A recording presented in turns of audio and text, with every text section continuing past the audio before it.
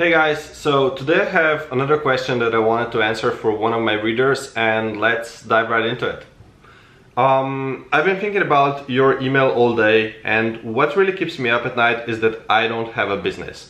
I can't even settle on an idea. I'm trying to find a niche that I'm passionate about and yet is still profitable. What would make things easier is if I could decide on a profitable niche now so I could actually get started. Okay, first of all, thank you so much for your question, and I know that this is something that a lot of people get stuck on. It's, in the beginning of beginning an online business, how do you even find an idea that is gonna work really, really well so that it makes things easier in the future? Now, the answer, unfortunately, is, if you don't even get started, if you just think about it in your head, it's gonna be very, very hard for you to find that perfect business idea. Because you don't find the best business ideas just sitting at home and thinking about doing things. It's actually by going out into the world and testing those assumptions that you have already.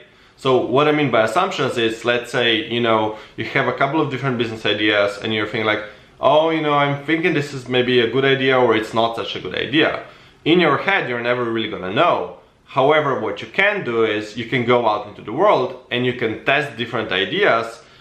You can talk to people in your target audience, you can, interview them, things like that. For example, Ramit Seidi's course Zero to Launch covers this process in great detail on what you can do to actually find out if, your idea is profitable and how to validate your idea.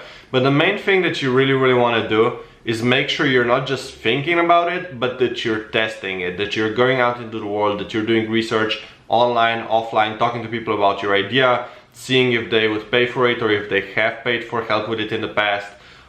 Those things will give you information that are going to help you make a much more informed decision later down the line, rather than just these assumptions that you have in your head that don't really help you build any momentum or help you move forward with your business. So what I like to do whenever I think about, when I'm in the stage when, I'm coming up with different business ideas and I'm just trying to decide which of those I should pursue, there's generally three things that I like to keep in mind. The first thing is just thinking about, what am I really excited about? What do I want to work on? What would be a really cool business idea that I deeply, deeply would want to work on, that I would want to wake up to every single day and get some work done on it? Is there something that I've been wanting to do for like years, but I've just never done it for, different reasons, like, oh, I'm not good at this, I'm not good at that. If there's something like that, chances are that's an idea that's definitely worth exploring. But first and foremost, the idea has to be something that you are personally excited about. The second thing that I like to think about is, am I good at this idea? Do I have the knowledge? Do I have the expertise to actually help other people, with something like this? So have I helped friends, or have I had paying clients, or, have I just in general created some content that people really, really liked on this topic? If the answer to some of those questions at least is yes, then you're definitely on the right track. If people have been asking you for help, if you have been providing, valuable advice, and you feel like you can offer something, you can write a few blog posts, you can maybe create a coaching program or course later down the line, then that's definitely a really good sign for your idea. So ideally, you would have an idea that you're both excited about and, you're actually good at. Can you make a business out of an idea that you're excited about but you're not actually good at? The short answer is yes, but it takes a much longer time. You could go down the route when you actually just learn the things that you're not so great at, and over time you take your audience on the journey as you're learning, and they follow you and they learn from you as you learn from other people. That can work. There's also other ways in which you can make an idea work, like you could interview the experts in your field, and that way you just learn very, very rapidly, and soon you will become the expert in your field. So there are ways of making it work, but ideally, when you're just starting with in your head with deciding which idea you want to pursue, I would try to pick something that you're good at already, just because it's going to be so much faster to actually put it into action.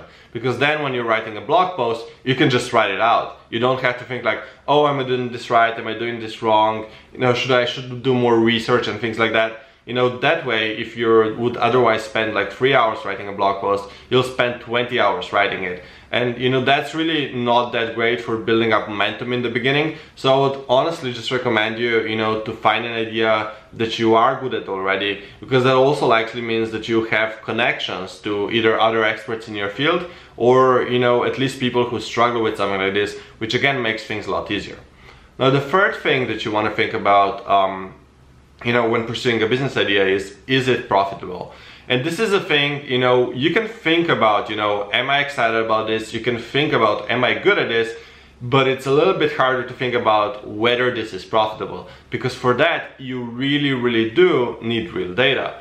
So what you want to do is, you know, go out, you know, pick one idea that you want to pursue, that you're both excited about and that you're good at. And if you have like 3-4 ideas and you're just not sure which one to pick, just pick the one that you're the most excited about. You know, start with that, and remember, you can always change to a different idea later down the line.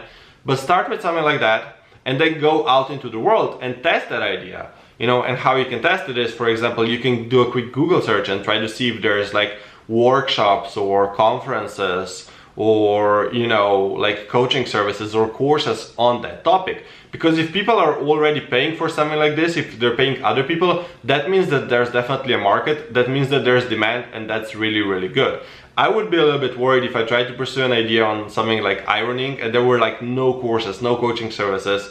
Then I would be really worried, and I would try to, you know, further talk to some people and see if I can really totally disprove my idea, but that would just not be a good sign. On the other hand, if, you know, after a 30-minute Google search, you find all of these conferences, workshops, things like that are going on, that's a really good sign.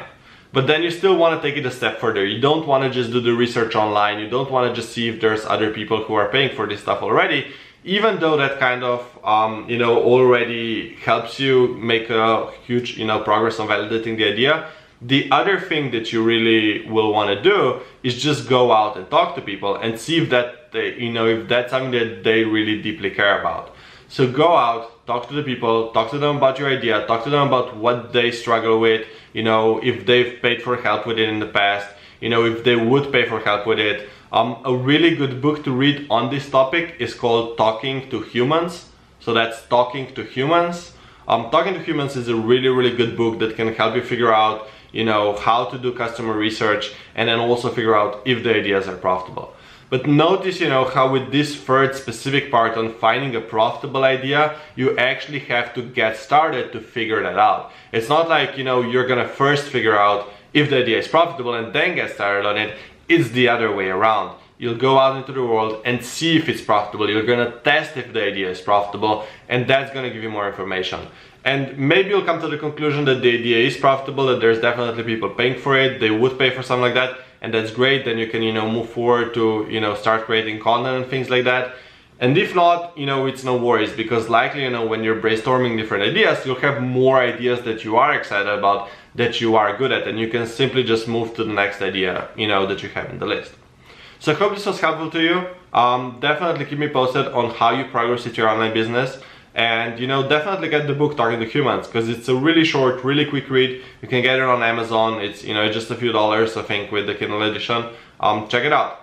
Thanks so much for listening, and see you guys soon. Bye.